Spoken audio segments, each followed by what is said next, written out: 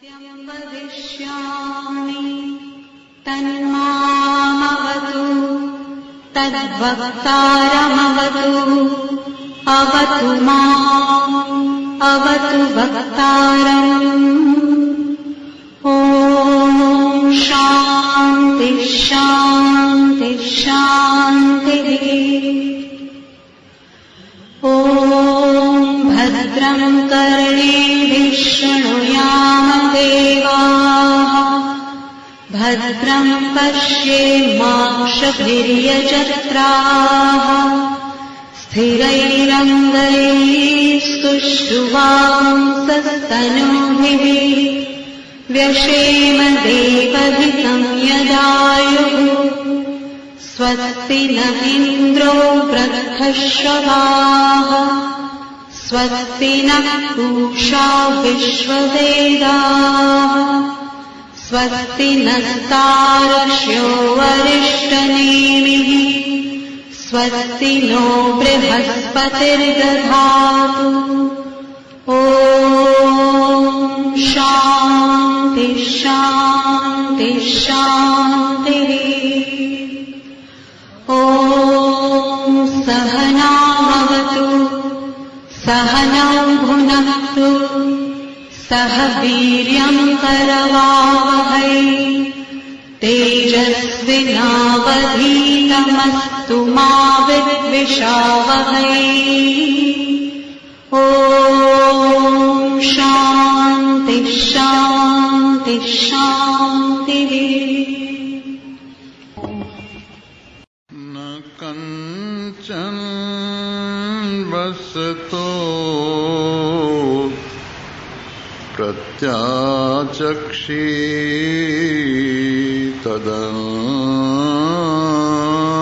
तदव्रतम् तस्माद्यया कया च विधया बहुवन्नं प्राप्नुयात्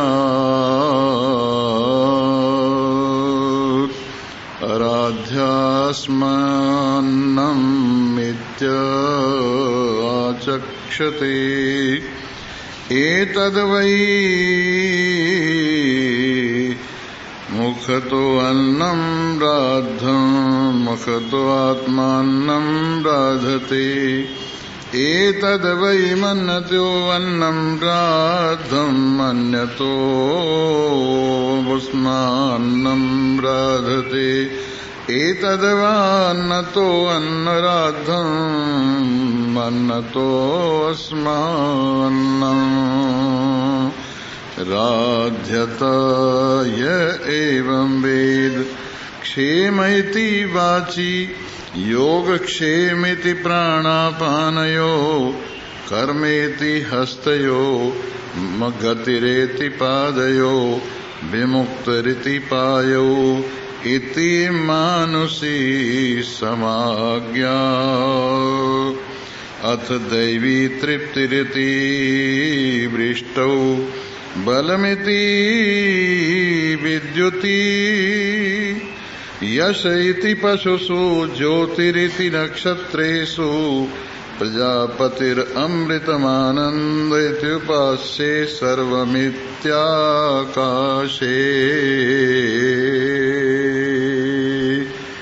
तद्प्रतिष्ठे इत्युपासीत प्रतिष्ठावान् भवति तन्मः इत्युपासीत महान् भवति तन्मनित्युपासीत मानवान् भवति अन्नमित्युपासीत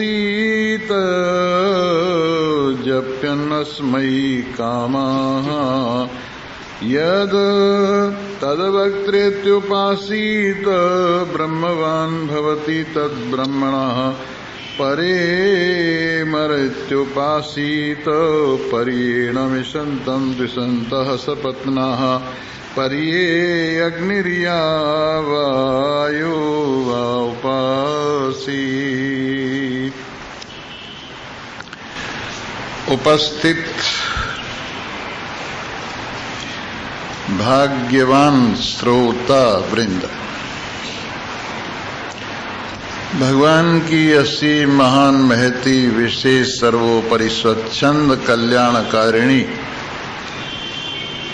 अमृत बरसाने वाली, प्रेम सरसाने वाली, सबको हर्षाने वाली, कृपा दृष्टि के फल स्वरूप आप उस रहस्य को अपने में अनुभव कर रहे हैं जिसको विशेष रूप से आज और कल दोनों दिन अन्न और अन्नाद इस रूप में वर्णन किया जा रहा है। ये संसार जैसे ही प्रारंभ हुआ तो द्वैत से प्रारंभ हुआ और जिस समय निवृत्त होता है तो अद्वैत शेष रह जाता है। इस द्वैत का कारण परमात्मा में माया का आरोप है। इस द्वैत का कारण परमात्मा में अविद्या का आरोप है। इस द्वैत का कारण परमात्मा में ईश्वर भाव का आरोप है। इस द्वैत का कारण परमात्मा में जीव भाव का आरोप है।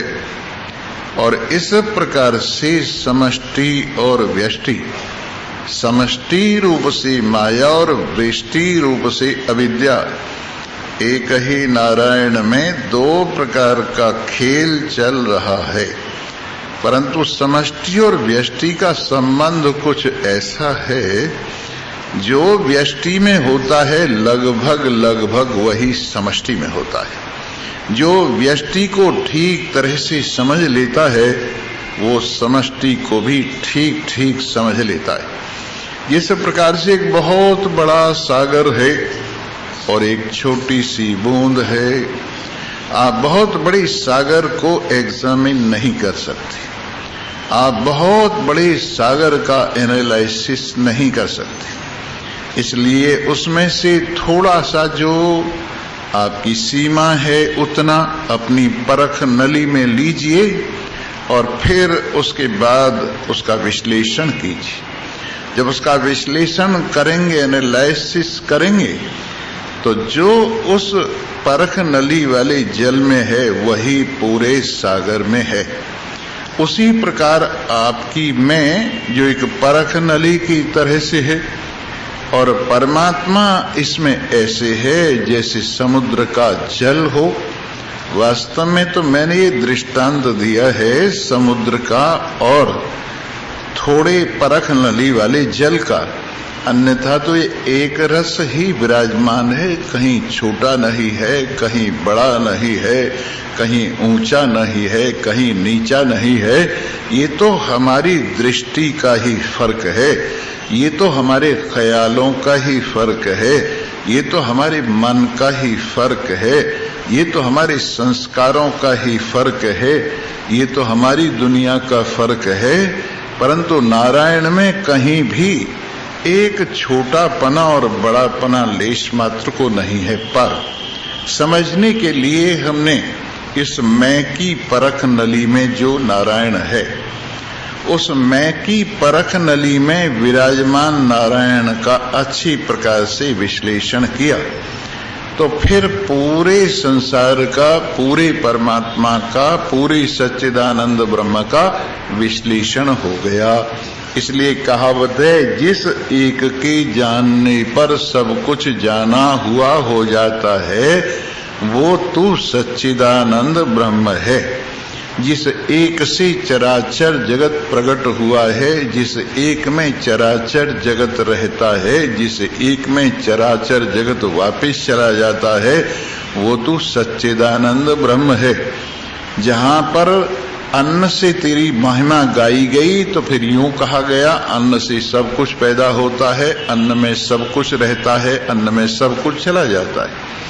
जब प्राण की महिमा गाई गई तो प्राण से सब कुछ पैदा होता है, प्राण में सब कुछ रहता है, प्राण में सब कुछ वापस चला जाता है। जब मन की महिमा गाई गई, मन से सब कुछ प्रकट होता है, मन में सब कुछ रहता है, मन में सब कुछ वापस चला जाता है। जब विज्ञान की महिमा गाई गई तो विज्ञान से सब कुछ पैदा होता है, विज्ञान में सब कुछ रहता है और विज्ञान में सब कुछ वापस चला जाता है। जब आनंद की महिमा गाई गई, आनंद से सब कुछ पैदा होता है, आनंद में सब कुछ रहता है और आनंद में ही ये सब कुछ चला जाता है।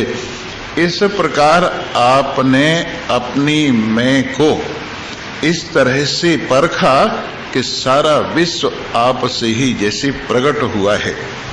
अन्न से सब प्रकट होते हैं, जीवित रहते हैं। प्राण से सब प्रकट होते हैं, जीवित रहते हैं। मन से सब कुछ प्रकट होते हैं और सोचते विचारते हैं। बुद्धि से सब कुछ प्रकट होते हैं, निश्चय करते हैं। आनंद से सब कुछ प्रकट होता है, अपने अपने आप को प्यार करते हैं।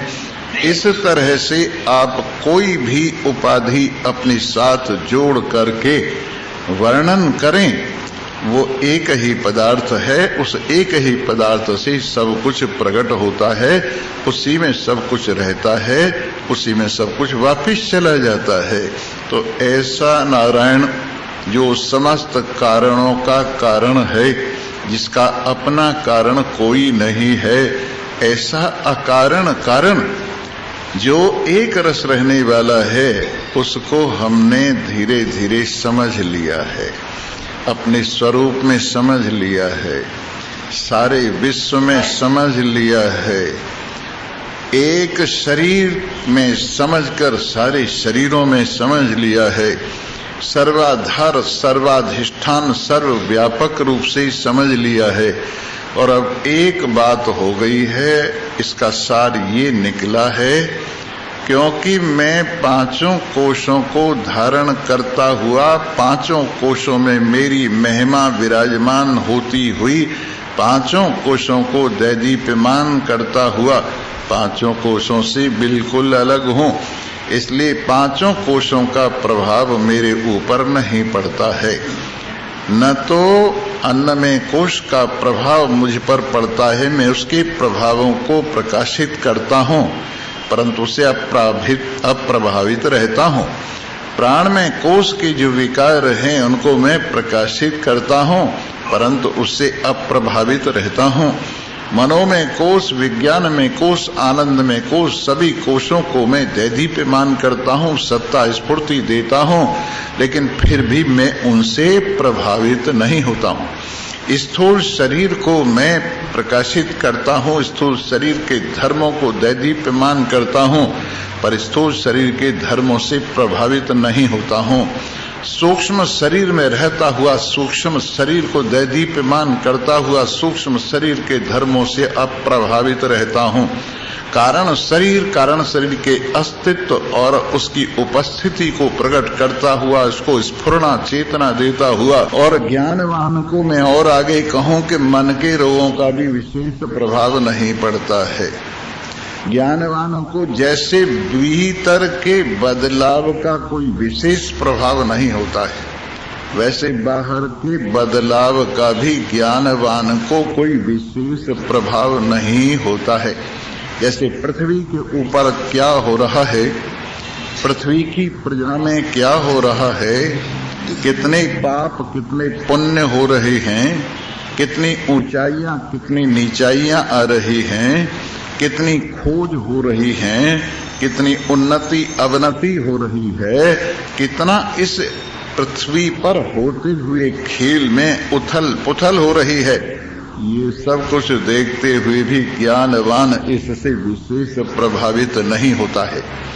उसी प्रकार जल के अंदर, अग्नि के अंदर, वायु के अंदर, आकाश के अंदर कितना सब कुछ हो रहा है, कितना ये प्रकृति अपना खेल इन पांचों भूतों के साथ खेल रही है, किस प्रकार इन्हें उथल पुथल कर रही है, ऊपर नीचे कर रही है, इसका भी प्रभाव ज्ञानवान को विशेष नहीं होता है। संसार के सृजन का, संसार के विलय का, संसार की यानी उत्पत्ति का और संसार के लय का ज्ञानवान को विशेष प्रभाव नहीं होता है, क्योंकि ज्ञानवान अपने को निर्विकार समझता है। अगर सचमुच में आपको अपनी निर्विकारता में विश्वास है, और है वास्तविकता, आपको विश्वास हो या ना हो, लेकिन आप निर्विकार हैं, आप असंग हैं, चाहे असंगता में आपको विश्वास हो या न हो, आप इस प्रपंच से अछूते हैं, चाहे आपको विश्वास हो या न हो। जैसे मृग तृष्णा का नीर जिस जल में भासता है उस जल को गीला नहीं करता है, जिस प्रकार से जिस रस्सी में सांप भासता है उस रस्सी को प्रभावित नहीं करता है, उसी प्रकार अपने में जो कुछ भास रहा है प्रपंच, वो अपने को प्रभावित नहीं करता है। इसलिए अपनी निर्विकारता, अपनी असंगता व्यष्टि रूप से भी अनुभव की गई है और समष्टि रूप से भी अनुभव की जा रही है। व्यष्टि रूप में ही अनुभव करने वाला समष्टि को भी अनुभव कर रहा है और व्यष्टि को भी अनुभव कर रहा है, जिसको हम मैं कहते हैं। तो इस मैं को हमने व्यष्टि का भी आधार अनुभव किया है, समष्टि का भी आधार अनुभव किया है। इसी में व्यष्टता की भी कल्पना है, समष्टिता की भी कल्पना है, और इस प्रकार से ये सारी कल्पनाएं इसमें होते हुए भी ये निर्विकल्प नारायण है। अगर आपने कुछ वेदांत सुना है तो इस बात को समझ लीजिए, श्लोकार्धेन प्रवीक्षामि यदुक्तम ग्रंथ कोटिभिः ब्रह्म सत्यम जगन मिथ्या जीवो ब्रह्मैव न परः। आधे श्लोक में वो बात कहने जा रहा हूं, कहूंगा, जो करोड़ों ग्रंथों में कही है, और वो बात है ब्रह्म सत्यम जगन मिथ्या, केवल ब्रह्म तत्व ही सत्य है और बाकी सब मिथ्या है, और ये जीव ब्रह्म से अलग कोई चीज नहीं है। ये करोड़ों ग्रंथों का निर्णय है, ये सभी वेद शास्त्रों का निर्णय है, ये सभी महान पुरुषों का निर्णय है, ये सभी मत मजहबों का निर्णय है। ब्रह्म सत्यम जगन मिथ्या जीवो ब्रह्मैव न परः। इस प्रकार इस यथार्थता को अनुभव कीजिए और बेकार संसार की उथल पुथल से अपने आप में कोई आश्चर्य मत मानिए। माया माने आश्चर्य ही है। जो असंभव है वो संभव लगता है, माया का धर्म है। जो घटना न घटती हो उसको घटा देना, ये माया का धर्म है। जो अजन्मा में जन्म दिखा सकता है, जो निर्विकार में विकार दिखा सकता है, जो बिल्कुल आनंद स्वरूप में दुख दिखा सकता है, वो खेल माया का ही है। परंतु ये सब माया का खेल वास्तव में कुछ भी नहीं है। जब आपकी आंखें खुलेंगी मोह की निशा से, अज्ञान की निशा से, नासमझी की निशा से, तो न कुछ अपना रह जाएगा, न कुछ पराया रह जाएगा, न किसी के लिए रोना धोना रह जाएगा, न किसी के लिए हर्ष मनाना रह जाएगा, न किसी के लिए कोई गिला रह जाएगा, न शिकवा रह जाएगा। ऐसा निर्विकार नारायण अपने में अनुभव किया गया है, और उसी नारायण में ये द्वैत, अन्न और अन्न का भोग लगाने वाला, ये सब कुछ अन्न है और इसमें भोग लगाने वाला एक ही है। ये स्थूल शरीर अन्न है, इसको प्राण भोग लगा रहा है, या प्राण को अन्न में कोष भोग लगा रहा है, और इसी प्रकार से प्राण को मनो में कोष भोग लगा रहा है, मनो में कोष को विज्ञान में कोष भोग लगा रहा है, विज्ञान में कोष को आनंद में कोष भोग लगा रहा है, आनंद में कोष का आनंद स्वरूप सच्चिदानंद ब्रह्म भोग लगा रहा है। और ये सब कुछ अन्न है, सब कुछ अन्न है और अन्न को भोग लगाने वाला भी है। दोनों इसमें बैठे हुए, हर चीज अन्न है और हर चीज अन्नाद है, हर चीज भोग्य है और हर चीज भोगता है, हर चीज उपयोग में आती है और हर चीज उपयोग में लाने वाला है। इस प्रकार से ये द्वैत, जो सब्जेक्ट और ऑब्जेक्ट का जो योग है, वो इसी में भास रहा है। और जब इस वास्तविकता को अनुभव करते हो तो फिर ये सब जितना विकार है ये शांत हो जाता है। और जिस तरह से दही को मथ कर दही में से मक्खन निकाल लिया जाए, फिर उसको छाछ में ही छोड़ दो, फिर वो मिलने वाला नहीं। एक बार आप अपने आप को इस संसार से ऊपर अनुभव कर लीजिए, एक बार अपनी निर्विकारता को अनुभव कर लीजिए, एक बार अपनी शुद्धता को अनुभव कर लीजिए, एक बार देश काल वस्तु का राहित्य अपने आप में अनुभव कर लीजिए। फिर आप देखेंगे कि अब कुछ भी बाकी नहीं रह गया है, न कुछ रोने को रह गया है, न कुछ धोने को रह गया है, न कोई किसी प्रकार की कल्पना रह गई है। इस प्रकार से आप आनंद स्वरूप हैं। हे सच्चिदानंद ब्रह्म। आइए, बात चल रही थी कि इस संसार में जो बस रहा है प्राणी मात्र है, उसको किसी को बुरा मत कहो।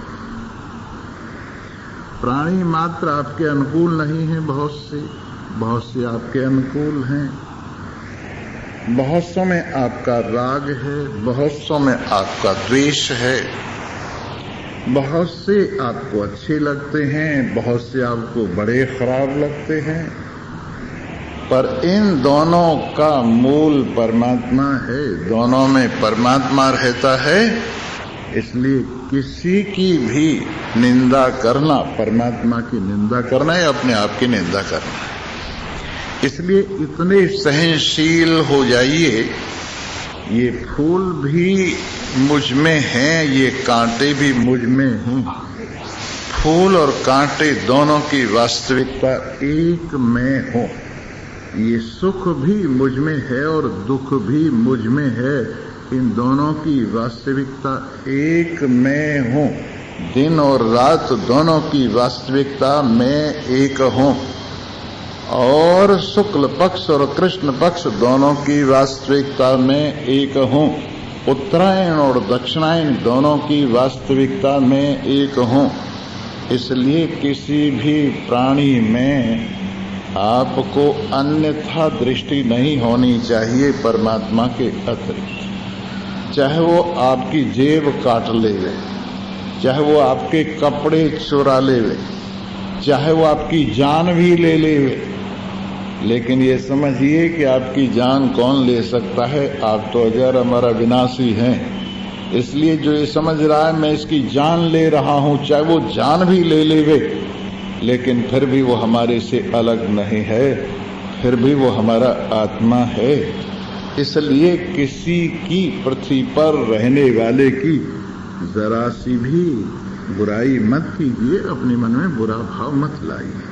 बुरा कहीं भी नहीं है, बुरा हमारे मन में है। बुरा जो देखन में चला, बुरा न मिलिया कोई, जो मन देखा अपना तो मुझसे बुरा न कोई। जरा आगे को हो जाओ।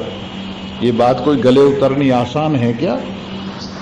जो मैं आपके गले में उतरवा रहा हूं, ये गले में उतरनी आसान है क्या? कि जो मुझको इनाम देता है वो भी ब्रह्म है, मेरा आत्मा है। जो मेरा छीन लेता है वो भी ब्रह्म है, वो भी मेरा आत्मा है। जो मेरे अनुकूल है वो भी मेरा आत्मा है, जो मेरे प्रतिकूल है वो भी मेरा आत्मा है। जो साधु है वो भी मेरा आत्मा है, जो असाधु है वो भी मेरा आत्मा है।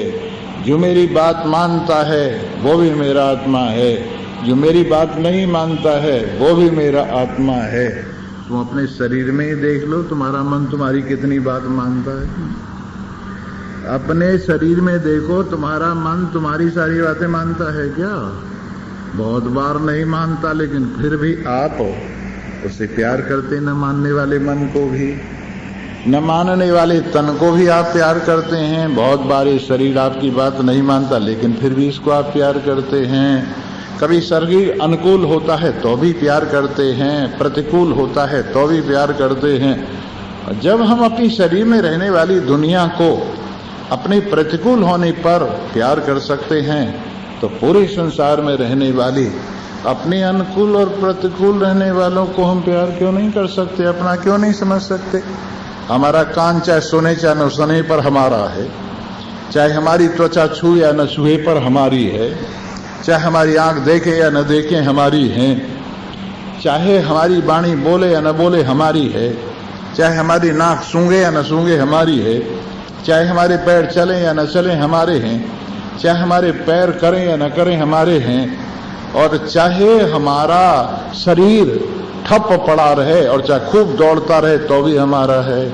तो फिर संसार में दूसरा कौन है? जब शरीर की प्रजा सारी की सारी हमारी है, अनुकूल और प्रतिकूल, वैसे ही बड़ा शरीर जो पूरे संसार भर में विराजमान, ये शरीर भी तो मेरा ही शरीर है। सहस्र शीर्षा पुरुषः सहस्राक्षः सहस्रपाद। अब पीछे बैठ जाइए, बोलो सच्चिदानंद। जिसके हजारों सिर हैं, जिसके हजारों पैर हैं, जिसके हजारों हाथ हैं, जिसके हजारों मुख हैं, वो पुरुष कौन है? एक मैं ही।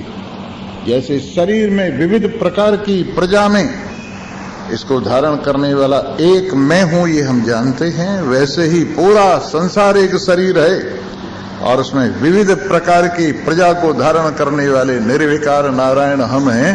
इसलिए न बाहर का प्रभाव कुछ है, न अंदर का प्रभाव कुछ है, ये सब माया मात्र है, स्वप्न मात्र है, मोह निशा का स्वप्न है, अज्ञान निशा का स्वप्न है। जब आंख खुलती है तो आई एम नथिंग, और जब स्वप्न देखता हूं तो आई एम ऑल थिंग्स। जब स्वप्न देखता हूं सब कुछ मैं ही हूं, और जब स्वप्न से आंखें खुलती हैं तो मैं कुछ नहीं हूं। इसलिए इस बात को पकाइए, मैं भी पका रहा हूं, तुम भी पकाइए कि हम पृथ्वी पर क्या कहीं भी कोई भी प्राणी है, उस प्राणी को हम किसी भी प्रकार से बुरा नहीं कहेंगे। वो पूरा ब्रह्म है, उसमें पूरा ब्रह्म है, इसलिए किसी के लिए दुर्भाव मत रखो। इस प्रकार से जो व्यक्ति ऐसा करता है वो इस संसार के अंदर सब किसी के प्रति सद्भाव रखता हुआ इस संसार में आनंद से जीता। और एक बात और कहते हैं कि सबके लिए तेरे पास कुछ होना चाहिए, सबको देने के लिए तेरे पास कुछ होना चाहिए। जहां से तहां से, इधर से उधर से लोगों के उपयोग में आने वाला अन्न तेरे पास होना चाहिए। और इससे क्या होगा? सभी प्राणियों की सेवा होगी। अन्न में तात्पर्य वस्त्र भी है, अन्न से तात्पर्य मकान भी है, अन्न से तात्पर्य विद्या भी है, अन्न से तात्पर्य बल भी है, अन्न से तात्पर्य जो कुछ भी हमारे पास है, उससे प्राणी मात्र की सेवा हो जाए तो हमारा जीवन सफल हो जाता है। उस उदार की कथा सरस्वती बखानती, उस उदार से धरा कृतार्थ भाव मानती, उस उदार की सदा सजीव कीर्ति खोजती, उस उदार को सदा समस्त सृष्टि पूजती। असीम आत्म भाव जो असीम विश्व में भरे, है मनुष्य वो ही जो मनुष्य के लिए मरे, है मनुष्य वो ही जो मनुष्य के लिए मरे। इस प्रकार से आपके हृदय में ऐसी भावना होनी चाहिए। इस तरह से ये अन्न जो आपके पास है वो सबके काम में आना चाहिए। इस तरह से ये मुखतो अन्नम राधन, ये विशेष रूप से अन्न की प्रशंसा है। और जो इस बात को जानता है वो अन्नवान भवता है, अन्नवान होता है। अब एक और विशेष बात आ रही है। और वो जरा गौर करके आप समझेंगे तो मजा आ जाएगा।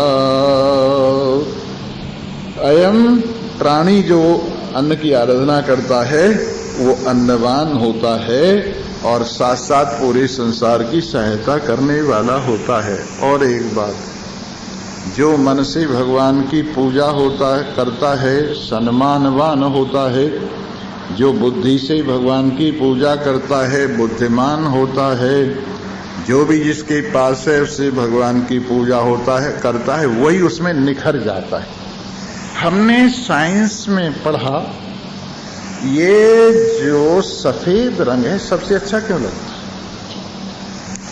ये जो सफेद रंग है, श्वेत रंग है, सबसे अच्छा क्यों लगता है? और हमने ये भी पढ़ा कि ये काला रंग जो है वो इतना अच्छा क्यों नहीं लगता। तो इस पर हमने साइंस ने खोज की और पता लगा सूरज से जितने रंग आते हैं पृथ्वी पर, ये सफेद रंग सबको वापस कर देता है, अपने पास कुछ नहीं रखता। सूरज से जितने रंग पृथ्वी पर आते हैं उन सबको ये श्वेत रंग वापस कर देता है और काला रंग सबको अपने में जज्ब कर लेता है, सोख लेता है। वैसे बाकी रंगों का हाल सुनिए। ये हरे रंग ने क्या किया है? हरा रंग वापस किया है, इसलिए वो हरा रंग दिखाई दे रहा है उसमें। लाल रंग ने लाल रंग वापस किया है, इसलिए उसमें लाल रंग दिखाई दे रहा है।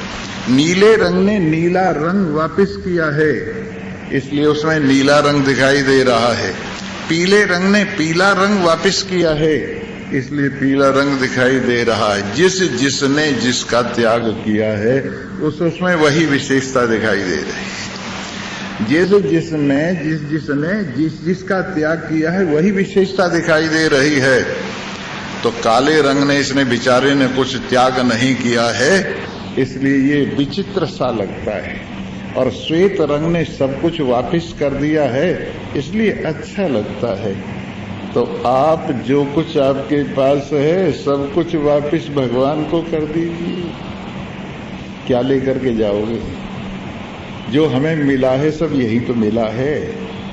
और हम जो कौली भर रहे हैं, हम जो इसको दीवारों में कैद कर रहे हैं, हम जो इसको लॉकरों में रख रहे हैं, हम जो इधर उधर छिपा के रख रहे हैं, ये क्या होगा?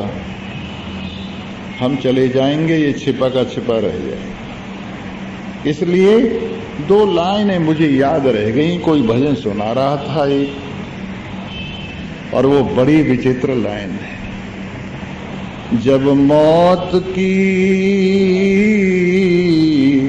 जब सज धर्य करके मौत की सहजादी आएगी, जब सज धज करके मौत की सहजादी आएगी, न सोना काम आएगा न चांदी आएगी।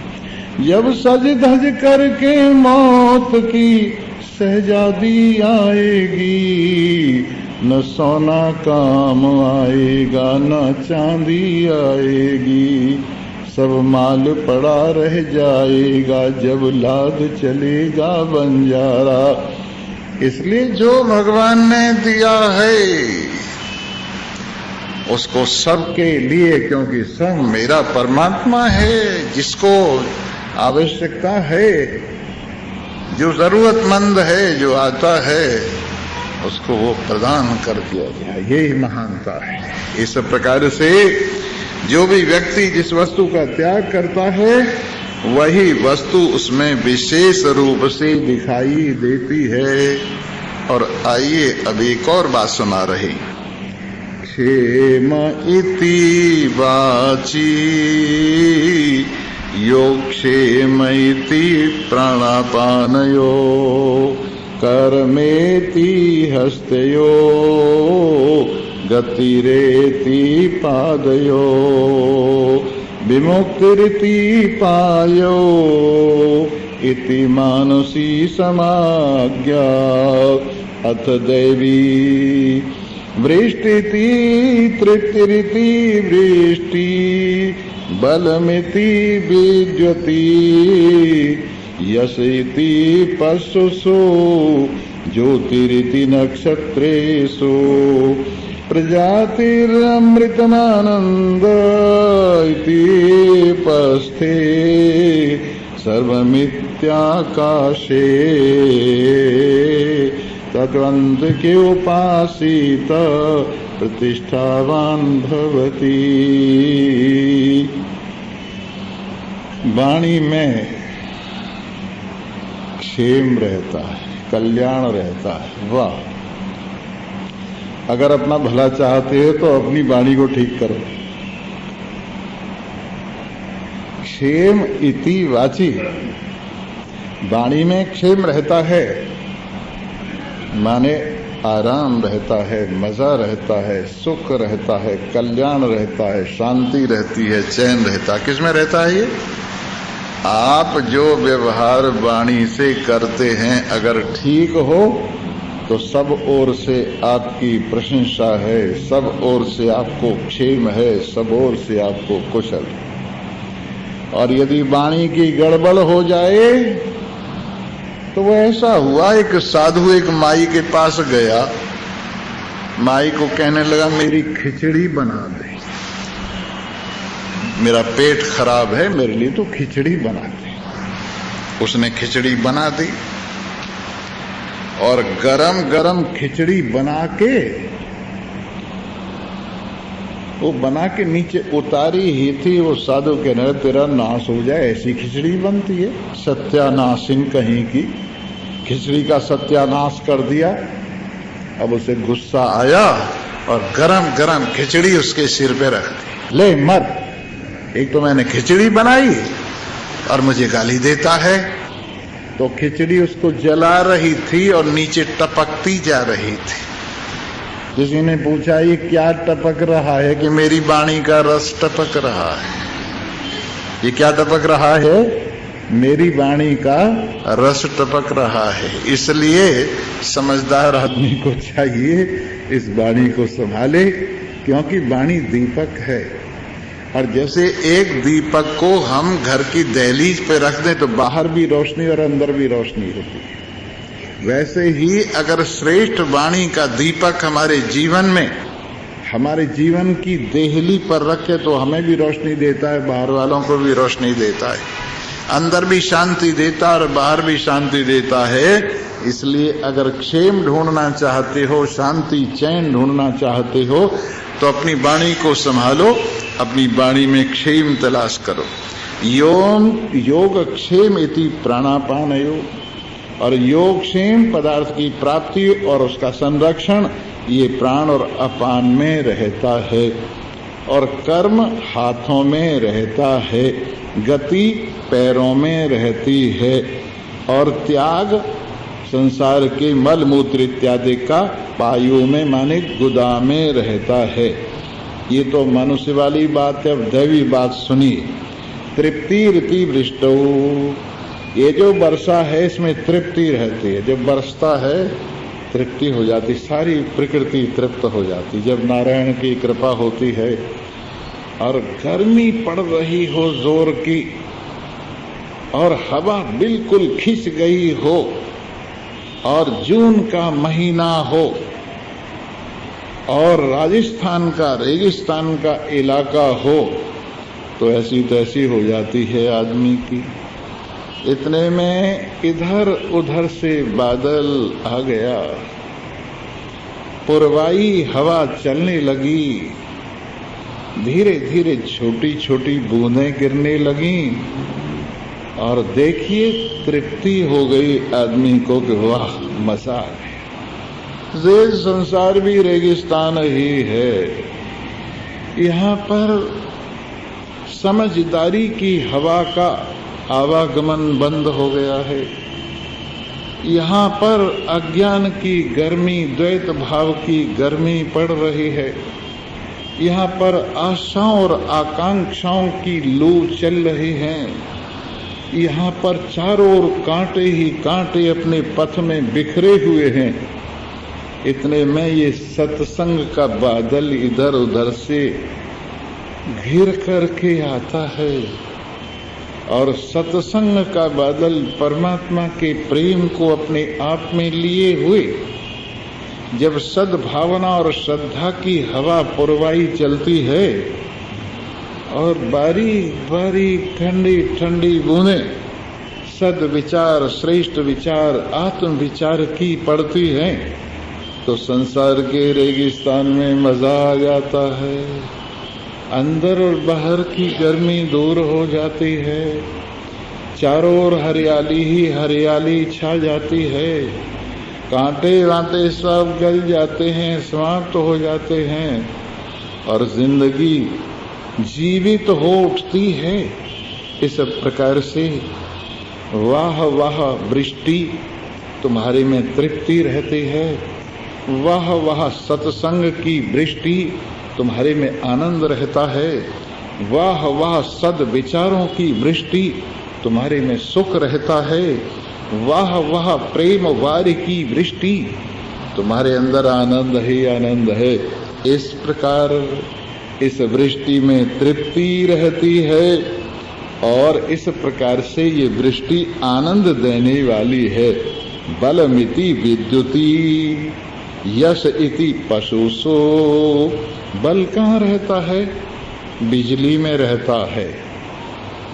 बिजली कहाँ रहती है? बादलों में रहती है। नहीं, मैं उस बिजली की बात नहीं कह रहा हूँ। एक बिजली आपके ज्ञान की बिजली है जो आपके जीवन में चमकती है।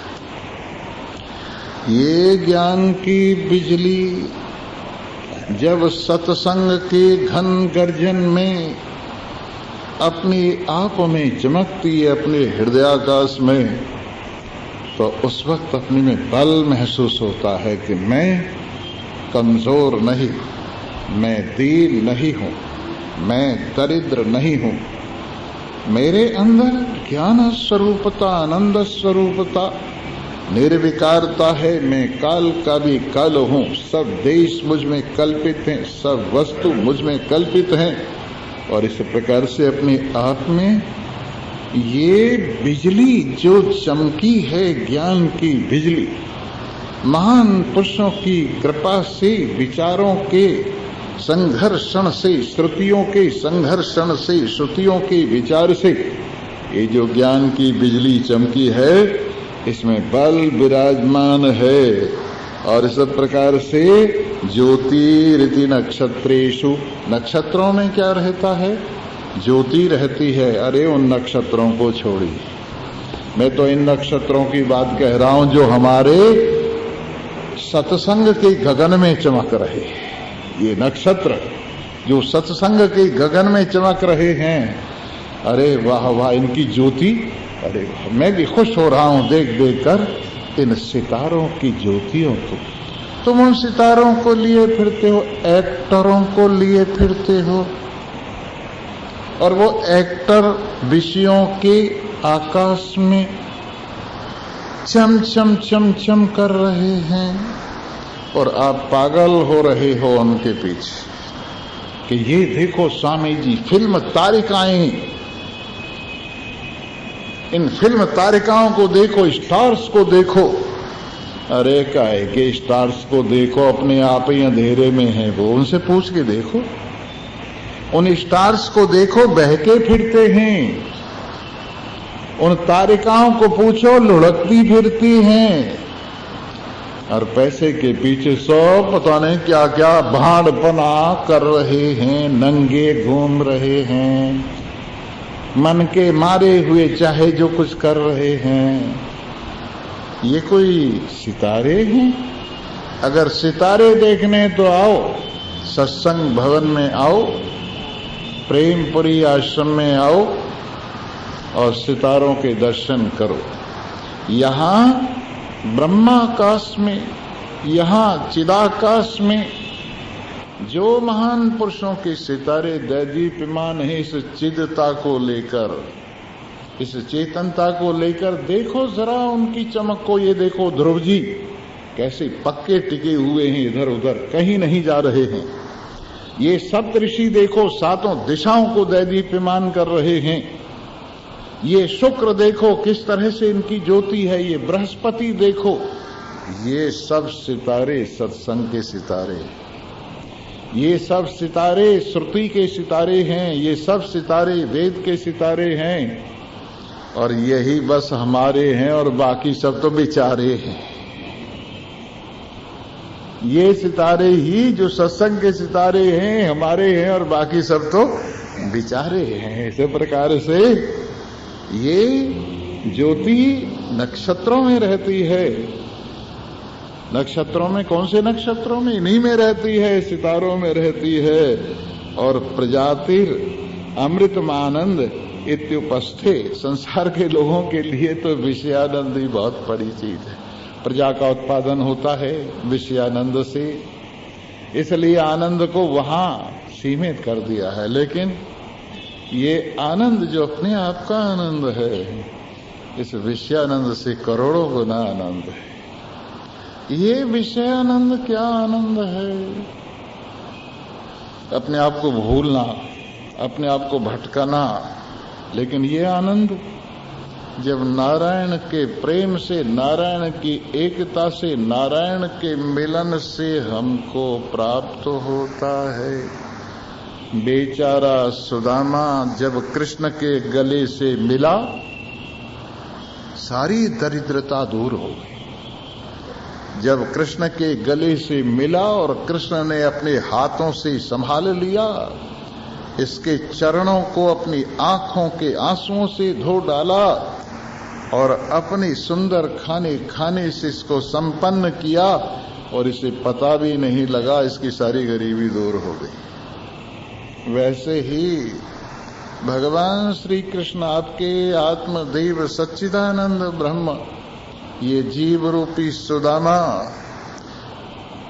समझदार बुद्धि के माध्यम से, अपने घरवाली के माध्यम से जब भगवान के पास भेजा जाता है और भगवान के गले मिलता है, भगवान के गले मिलते ही उसकी सारी दरिद्रता दूर हो जाती है और अपनी में कैसा आनंद आता है। वाह रे वाह कृष्णा, अपनी भाभी को दिया है तूने, मुझे कुछ नहीं दिया है।